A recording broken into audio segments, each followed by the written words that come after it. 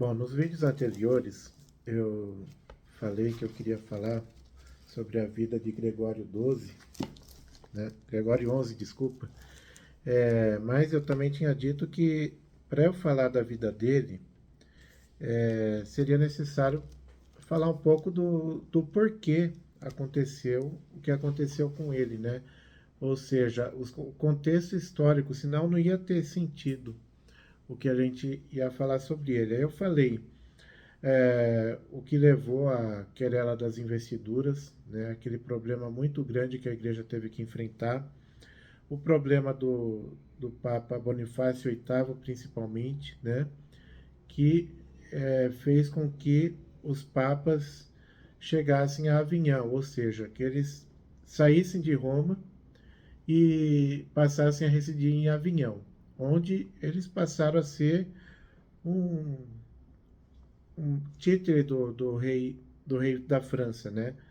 No caso, era o rei Filipe o Belo, aquele terrível rei do qual nós falamos no vídeo anterior, né? Então, só que o lugar dos papas é em Roma, sempre foi em Roma. O Papa é o bispo de Roma, né? E não tem sentido o Papa estar fora de Roma. E durante esses 60 anos, os romanos, e eu acho que os católicos em geral, né, ficavam inconformados com o fato do Papa não estar em Roma, certo? Então, durante 60 anos houve essa disputa. O Papa volta para Roma, não volta para Roma. Praticamente todos os papas nesse período eram franceses, né? Então, eles eram de nacionalidade francesa, então isso contribuía também para que eles quisessem ficar em Avignon e não ir para Roma, né? Até que de repente aconteceu que no tempo de Gregório XI, uma pessoa influenciou muito na ida dele, saída de Avignon e retorno do papado na Cidade Eterna, que é o local dos papas, né? Então, eu gostaria de começar a ler esse trecho sobre Gregório XI. Olha, que aqui o livro é a história dos papas, tá? E lógico, está falando do Papa. Mas olha como ele começa a falar da história do Papa. Olha, mulher verdadeiramente extraordinária. Opa, começou falando de uma mulher, né? Lembra que eu falei dessa pessoa muito importante? Então, é uma mulher, né? Olha, a igreja é tão machista, né? E vem aí uma mulher influenciar nos destinos da igreja, particularmente na decisão de um papa, né? Então, mulher verdadeiramente extraordinária foi Catarina de Siena. Essa é a pessoa. Catarina de Siena, Santa Catarina de Siena, que na breve existência de 33 anos realizou tantas boas obras e cujo nome está ligado indissoluvelmente a um dos fatos mais memoráveis da história do pontificado, o restabelecimento da sede pontifícia em Roma. Sobre a Virgem de Siena falam as histórias literárias, pois ela ocupa na literatura feminina o lugar que Dante mantém na literatura dos homens. De suas missões diplomáticas falam as histórias políticas. Do movimento religioso que ela suscitou, falam os hagiógrafos. Crentes e incrédulos, todos estão de acordo no louvor, na admiração e na veneração de Catarina. Sua memória e sua figura suscitam um fascínio que se perpetua através dos séculos, nada inferior àquele por Francisco de Assis. Olha só, ele compara Santa Catarina de Siena com São Francisco de Assis, hein? Não é uma pouca comparação. Também nós devemos recordá-la porque veio dela um impulso decisivo para Gregório XI retornar a Roma. Com a morte de Urbano V, todos os cardeais eram franceses, exceto 3 italianos e um inglês. Após um único dia de conclave, foi proclamado Papa Pierre Roger dos Condes de Beaufort, e sobrinho de Clemente VI, que o tinha criado cardeal aos 18 anos de idade. Embora tivesse recebido muitos benefícios, permanecera como simples diácono, Por isso, em 4 de janeiro de 1371, foi sagrado sacerdote e bispo, e no dia seguinte foi coroado com o nome de Gregório XI. Ele tinha, ele ainda não contava 40 anos.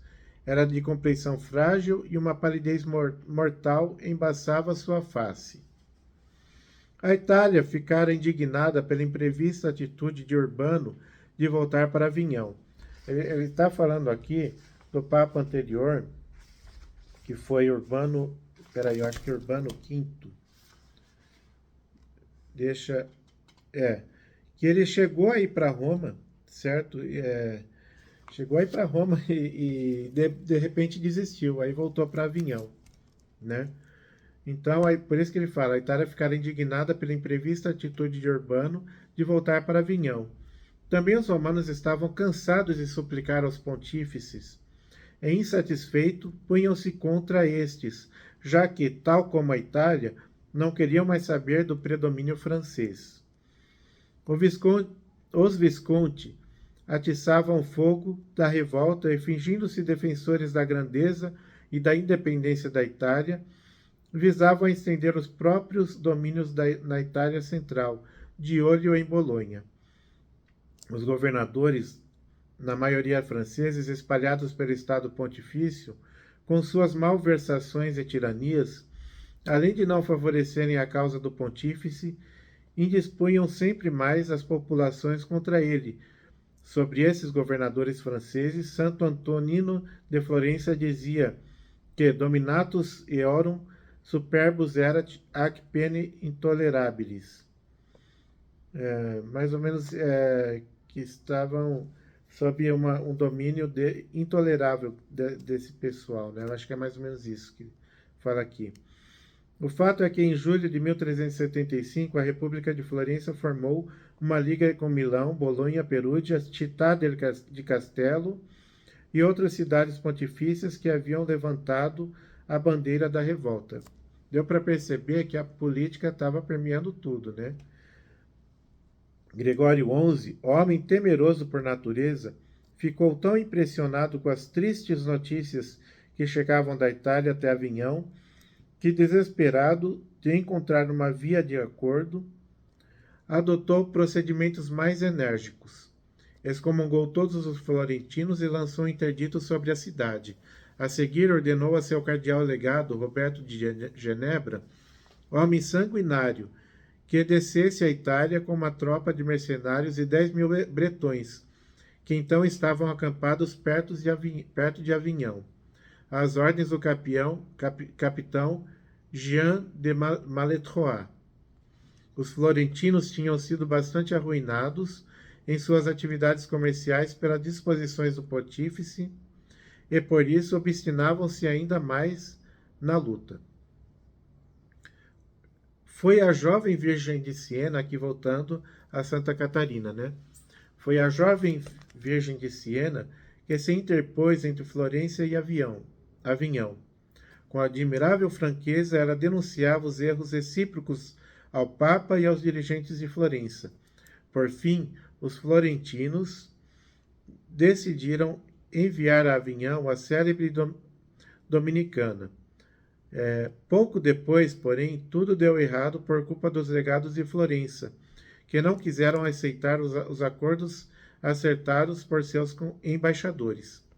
Catarina tinha sido honrosamente recebida em Avinhão, conversou pessoalmente com o pontífice e dirigiu a este, em diferentes épocas, cerca de 20 cartas, nas quais fica evidente a mente elevada da santa, que considerava e via as coisas humanas de um ponto de vista bem superior, e sem faltar com a reverência pelo sumo pontífice, dize a verdade nua e crua.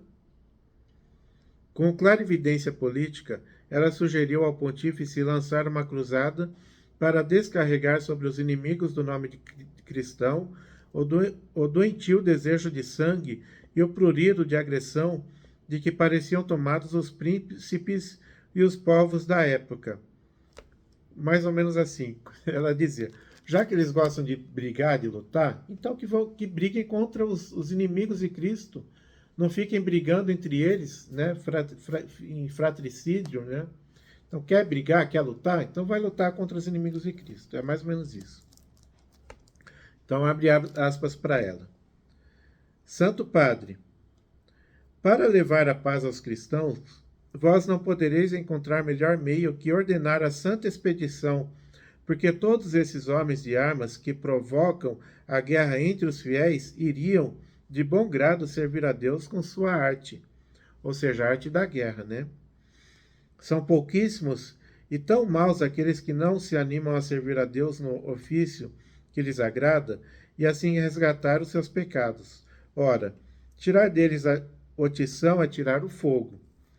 Desse modo, Santíssimo Padre, com um só passo vós fareis muito bens.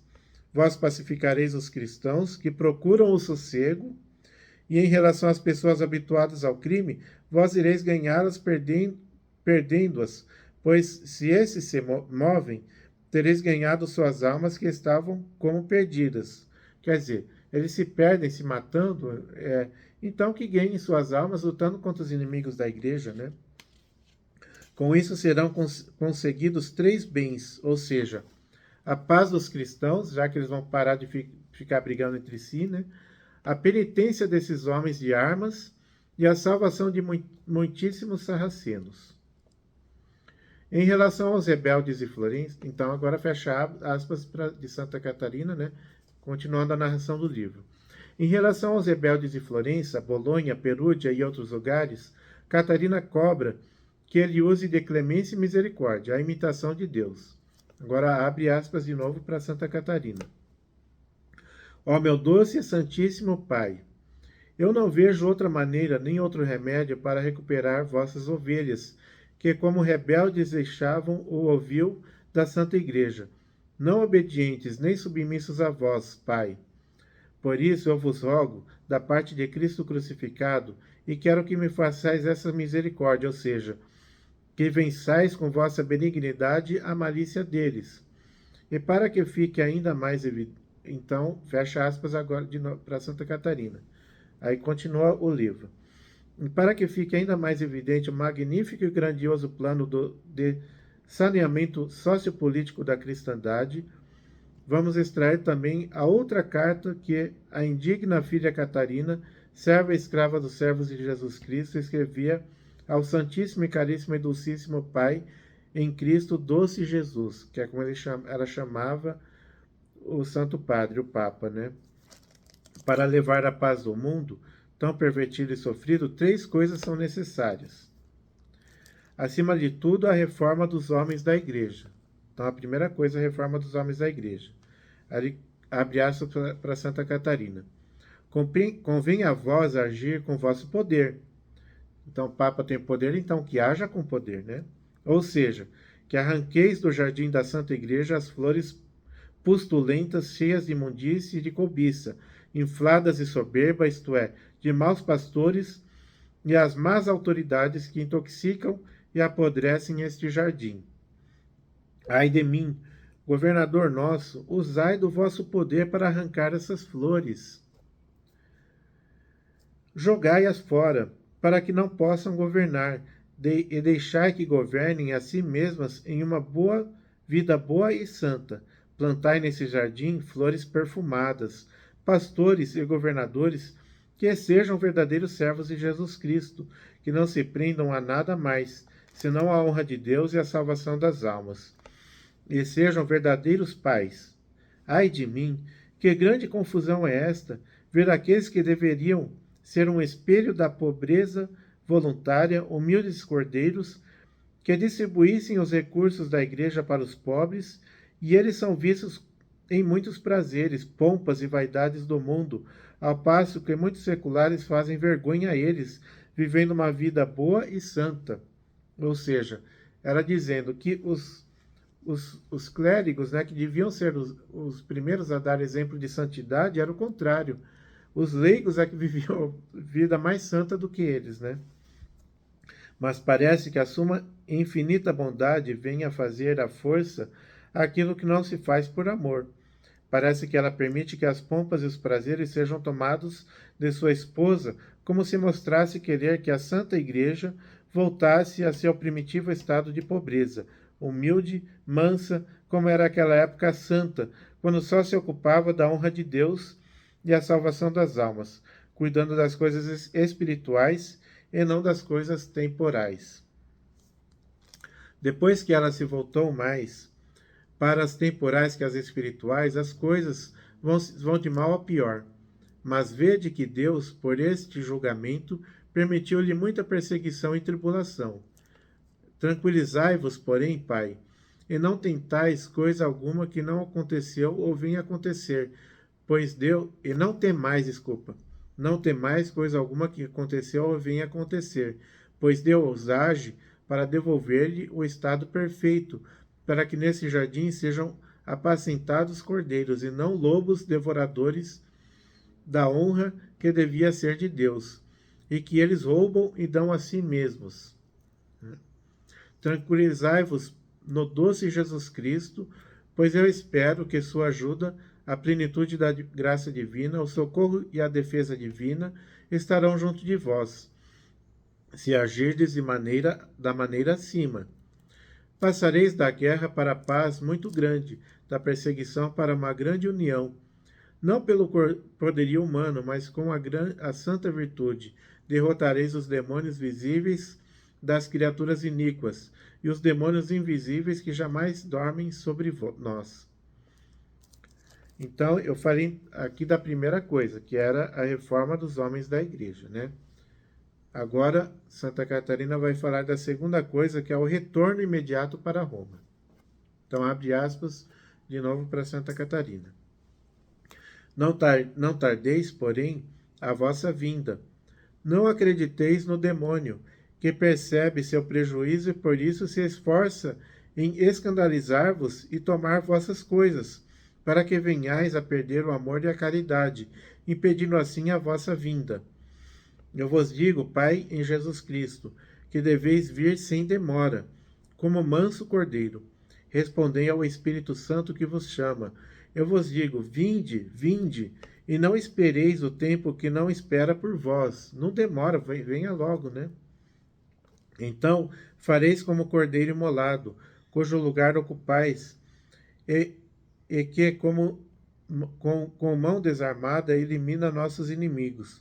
Vindo como manso cordeiro, usando apenas as armas da virtude, do amor, visando somente a cuidar das coisas espirituais e a devolver ao homem a graça perdida pelo pecado. Ai de mim, meu doce Pai, com essa mão suave eu vos rogo e vos digo que venhais derrotar os nossos inimigos.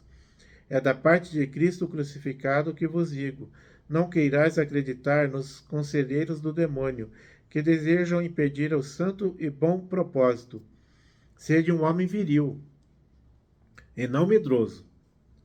Respondei a Deus que vos chama para vir ocupar e tomar posse do lugar do glorioso pastor São Pedro, a quem vos tornasse vigário. Então, fecha aspas para Santa Catarina. E depois, a terceira coisa que Santa Catarina pediu. Então, abre aspas de novo. E erguei o estandarte da Santa Cruz, pois assim como fomos libertados pela cruz, como diz São Paulo, assim também, erguendo este estandarte, que me parece ser o refrigério dos cristãos, também nós ficaremos livres da guerra, da divisão e de muitas iniquidades, e o povo fiel da sua infidelidade. E deste modo vós vereis e conseguireis a reforma dos bons pastores da Santa Igreja. Devolvei-lhe o coração que ela perdeu, de uma ardentíssima caridade, pois tanto sangue lhe foi sugado pelos iníquos devoradores, que ela está inteiramente pálida. Mas animai-vos e vinde, Pai, e não façais esperar por mais tempo os servos de Deus, que se afligem no desejo. E eu, miserável, não posso mais esperar, e vivo por meu lado, quase morrendo, ao ver tamanho vitupério contra Deus. Não adieis a paz pelo que aconteceu em Bolonha, mas vinde, pois eu vos digo que os lobos ferozes dobrarão a cabeça sobre o solo, como cordeiros mansos, e pedirão misericórdia a vós, Pai. Aí fecha aspas, né? Então, continua o livro. São esses os importantes e insistentes conselhos de Catarina, que trabalhava para destruir a nefasta obra de Filipe o Belo. Por outro lado, adiar ainda mais aquela atitude que toda a cristandade reclamava e a própria consciência impunha a Gregório, não fazia mais que aumentar as dificuldades e os perigos. Mesmo em Roma, o baixo clero, cansado de esperar, se inclinava para os revoltosos e já se falava em nomear outro pontífice e dar como acabado aquele de Avignon. Falava-se até em criar um antipapa no lugar do verdadeiro papa, já que o papa não ia para Roma, né? Então, o cisma parecia iminente. O papado corria sério perigo de ser confinado para sempre fora da Itália. Não só o poder temporal do pontífice ficaria perdido, mas também o poder espiritual sobre a Itália. Em seu coração, Gregório sempre ansiava por dar aquele passo necessário. Até parece que em seu coração já tivesse feito um voto solene, mas não se arriscava a pô-lo em prática, temendo desagradar a sua corte, composta quase inteiramente de franceses. Então o Papa estava na França, ele próprio era francês, estava cercado de franceses e não queria desagradar os franceses, né? Quando Catarina de Aragão foi a Avignon, agora é a outra Catarina, não é a Santa Catarina de Sena, é também santa, mas é Catarina de Aragão, né, a princesa da Espanha, né? Quando ela foi a Avignon, perguntou-lhe o que devia fazer. Então o Papa perguntou a ela: o que eu devo fazer, Catarina de Aragão, né? A santa respondeu: fazer aquilo que prometesses a Deus. Ou seja, ela sendo santa, ela percebeu que ele tinha feito uma promessa a Deus. Ela sabia, como uma revelação particular de Deus a ela. Então o Papa perguntou a ela: só faça aquilo que você prometeu a Deus? Aquela resposta desconcertou bastante Gregório, o qual, jamais tendo revelado seu voto a ninguém, intuiu que a santa o conhecia por uma revelação divina. Então a santa já sabia que ele tinha feito o propósito de voltar para Roma, só que tinha medo de dar esse passo, né? E essa outra Catarina, que é a Catarina de Aragão, também animou ele: faça o que tem que fazer, volta para Roma, né? Então, novamente, Gregório havia ordenado que todos os prelados que exerciam cura de almas retornassem todos para suas respectivas sedes. Um bispo estrangeiro que então se encontrava em Avignon, fazendo-se de ousado, lhe respondeu: e vós, ó Santo Padre, por que não ides também ver vossa esposa, que é tão rica e tão bela? Então, para esta observação só era possível uma resposta: a de um ato. No fundo, o pontífice era um homem excelente, desejoso do bem e zeloso. Faltava-lhe somente a energia e a vontade. Por fim, a graça de Deus veio dominá-lo, de modo que tomou a resolução, e nela permaneceu inflexível. O rei da França enviou para Avignon seu irmão, o duque de Anjou, para dissuadi-lo do propósito. Seu velho pai, o conde Beaufort, como os papas eram reeleitos jovens, né, então ele ainda tinha pai vivo, né? Então seu velho pai, o conde Beaufort, sua mãe, 4 irmãs, chorando no último momento, tentaram impedir sua saída do palácio. Mas uma voz imperiosa movia o enfermiço e timorato pontífice. De Marsella, em 13 de setembro, ele atingiu Gênova por mar. Catarina, agora Catarina de Siena, de novo, né? O acolheu com a multidão festiva que acorrera de toda parte. Em Gênova, talvez tenha sido necessária a palavra afogueada de amor divino da Virgem de Siena, para que Gregório não retornasse sobre seus passos, para ele não fazer o que fez outro Papa, né? Desistir e voltar para Avignon, né? Depois de 12 dias de parada, ele embarcou nas galeras que haviam sido enviadas para escoltá-lo por todos os estados da Itália. Em 6 de novembro, foi acolhido triunfalmente em Pisa e a 5 de dezembro em Corneto, onde se deteve por sua corte por mais de um mês. Então, resumindo, né, acabando a história, por fim o Papa voltou para Roma e dessa vez de forma definitiva, né? O Papa Gregório XI ele não viveu muito depois, né? Mas o papado finalmente voltou para Roma, onde é o lugar dele, né? E está até hoje, né? Graças principalmente a essa grande santa que animou o Papa a dar esse passo, né? Santa Catarina de Siena. Louvado seja o nosso Senhor Jesus Cristo, para sempre seja louvado.